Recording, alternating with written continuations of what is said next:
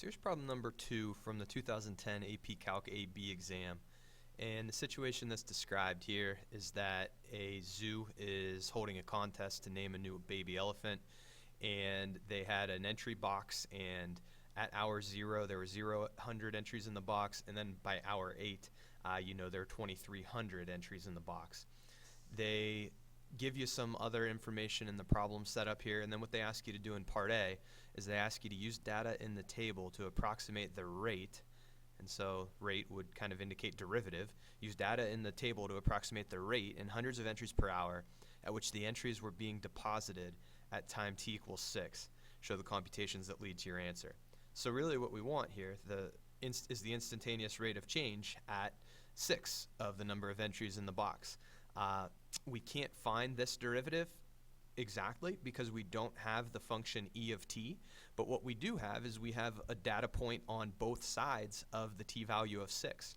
And so we can estimate the slope of a tangent line, estimate the instantaneous rate of change by using the slope of a secant line. So e prime of 6 can be approximated by using the slope of the secant line that connects the ordered pairs on both sides of this t value. And so that's just going to be the difference in function values, so 21 minus 13 over the corresponding difference in x values. So I'm just doing a slope calculation with this ordered pair and this ordered pair. And when you compute this, you end up with 8 in the numerator, 2 in the denominator, so that's going to end up reducing to 4.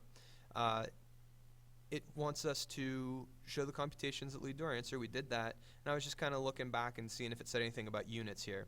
And it's supposed to be measured in hundreds of entries per hour, and since these were hundreds of entries and these were values of hours, this is hundreds of entries per hour. So 400 entries per hour was the instantaneous rate of change of the amount of entries in the box at t equals 6. In part B of number 2, they want us to use a trapezoidal sum with 4 subintervals. The subintervals are going to be defined by the data that we have access to here, and we want to do this trapezoidal sum for the approximation of this integral. It says using correct units explain the meaning of this in terms of the number of entries. Let's actually do that first. I'm not going to write this out, but we'll try to talk about this. The formula for the average value of a function on an interval from a to b would look like this. And what we're basically given here, what we're wanting to compute, is we want to compute a calculation that looks a lot like what I just wrote out up here. This is going to be the average number of entries in the box at any time between hour 0 and hour 8. Okay? It does say using correct units, so I guess we'll talk about the units here a little bit. E of t is measured in hundreds of entries. The dt is going to have the same units as t has, so that's going to be hours. So inside this integral, we have a product of hundreds of entries in hours, but this 1 over 8, the 8 and the 0 are measured in hours, so this is 1 over hours. And so the units of this, 1 over hours, units of this entries, units of this hours, the 1 over hours, the hours cancel. Our result is going to be in hundreds of entries. So this would be the average number of hundreds of entries in the box at any time between 0 and 8. If we want to do a trapezoidal sum to estimate this value, we're going to have to figure out where our trapezoids are going to sit. And so our first trapezoid would have, let me get a little coordinate plane here. Our first trapezoid would have its left edge at 0, 0. So this is kind of weird. It's actually not a trapezoid. It's going to be a triangle, but that's okay. And then our other endpoint for that trapezoid is going to be at 2, 4. So we're going to have 2, 4. And we would want to find the area of this triangle. And then we would have a trapezoid whose left edge is this, and whose right edge is at the ordered pair 5, 13. So 5, 13 is going to be up here a little more. So we'd want to find the area of this trapezoid, add it to the area of that triangle. We'd have a third trapezoid, we'd have a fourth trapezoid. The area of one trapezoid is going to be found by taking the average of the parallel sides. So those are typically called the bases. So base 1 plus base 2 These are the parallel sides on our trapezoid, and the average is just going to be added together, divide by 2, and then times h, the distance between our parallel sides. So this first trapezoid here has its bases, the parallel sides. This side is actually 0, and this side is going to have a height of 4.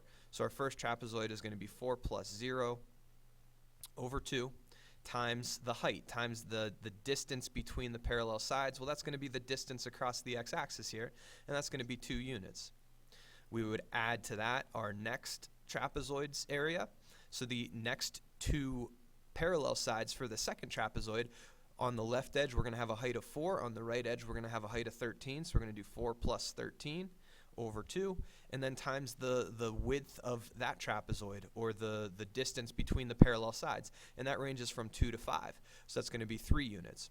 We would have our next trapezoid having this as the height on the left edge, this is the height on the right edge, so we'd have 13 plus 21 over 2, and then the width of that trapezoid, the distance between the parallel sides, is going to be 2 units, and then our last trapezoid's area is going to be found by taking the average of 21 and 23. Those would be the parallel sides for our last trapezoid. And then the distance between those parallel sides would be 1 unit. So now it's just calculator work, right? You just throw this into the calculator and you would develop your answer. I guess I would have to do one other thing. Once I got that answer, I can't forget about this 1/8. Okay, so if you went ahead and tossed this into the calculator, you'd get your result. Let me go ahead and do that real fast, and I'll be back with you momentarily. So when I threw this into the calculator, I ended up getting 10.688, and that would be measured in hundreds of entries, as we discussed earlier about the units of this. So the average number of entries in the box from this time till this time would have been 10.688 entries. In Part C, they tell us that at 8 p.m., volunteers start to go through the entries, and they're processed at a rate modeled by this polynomial, and the units of that polynomial are going to be in hundreds of entries per hour. It holds from hour 8 till hour 12, and what we want to do is we want to figure out how many entries had not yet been processed by the time that midnight rolls around. So we know at the end of the day, when they close the entry box, there are 2,300 entries in the box, right? So we're going to have 2,300 entries to process, and what we're going to have to do to answer the question that's asked is we're going to have to subtract off how many entries have been processed between this time and this time. Well, if this is the rate that they're processed, what we're going to have to do to figure out how many entries have actually been processed is we're going to have to evaluate this integral from 8 to 12. Right? We integrate the rate of change of the rate that entries are processed, and our result is going to be how many entries actually have been processed from this time till this time. The units are going to work out. The units of this are hundreds of entries per hour. The units of the dt, same as the units of t, hours. So the result here is hundreds of entries. So we're going to have 2,300 entries minus how many hundred entries are processed between 8 and 12. And to do this integral, if it's a calculator problem, don't waste your time doing the antiderivative of this by hand. Go ahead, go to the calculator. I've got this ready to graph here. I do want to kind of adjust my window. I need to be able to see the graph between 8 and 12, so just let me get my standard viewing window adjusted a little bit. It doesn't have to be too elaborate of a change. I'm just going to change it to that. So what I want to do is I want to figure out what the value of this integral is from 8 to 12. I've graphed p of t. I'm going to go into the calculate menu. I'm going to grab option 7 on my TA83. That'll let me do an integral. My lower limit is 8. My upper limit is 12. And we end up with 16.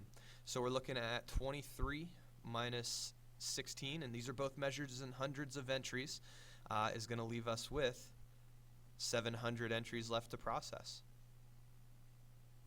So we started with how many entries were in the box at the end of the day, and then we subtracted off how many entries have been processed between hour 8 and hour 12. And then in the last part of this, they want us to work with that function from part C. It says, according to that model from C, at what time were entries being processed most quickly? Justify your answer. Well, that polynomial, that p of t function, it is continuous, and we're dealing with it on a closed interval from 8 to 12. So what we typically like to do if we're looking for an absolute max or an absolute min, and the way that this is phrased, it seems like we're looking for process most quickly, the absolute maximum of that function p of t.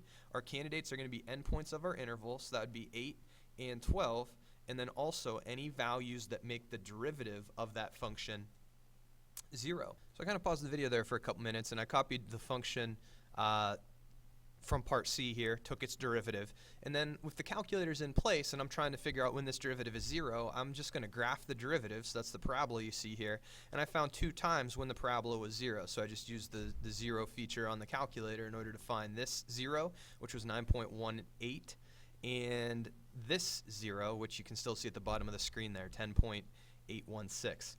So if we have a continuous function, this is a continuous function, and we're dealing with it on a closed interval from 8 to 12, we're guaranteed to get both an absolute max and an absolute min. It has to occur, the absolute max that we're looking for here, has to occur at one of these 4 x's. So really the easiest way to wrap this up and what will justify your result is if the absolute max has to happen at one of these 4 times, why don't you just figure out what the value of p is at each of these times? And to do this, what I'm actually going to do, since the calculator is in play, I'm going to use the calculator to my advantage here. I'm going to get my function p of t back up here. I want to know the maximum value of p of t between 8 and 12. If I go into my calculate menu, if I use the 0 feature, I can figure out what p of t is when t is 8, and that's going to be 0. I can figure out what p of t is by using the value feature. I can figure out what the value of this function is at 9.184. And what I get there is 5.087. And so you just do this again. I'm going to stop listing them out. We'll just kind of talk through it on the calculator here. Now on your page you'd want to list all of these out to just make sure you get that justification point. We'd want to evaluate this at 10.816. And we see a smaller value there than we did there, so we know that that's not the max. And then we would want to also evaluate this at 12. So we want the value of this function at the t value of 12. And what we end up with there is we end up with 8. So where is our absolute max? Well, the absolute max has to occur at one of the 4 t values we just evaluated the function at. And we've figured out that the biggest value we see is at midnight, at the t equals 12 value.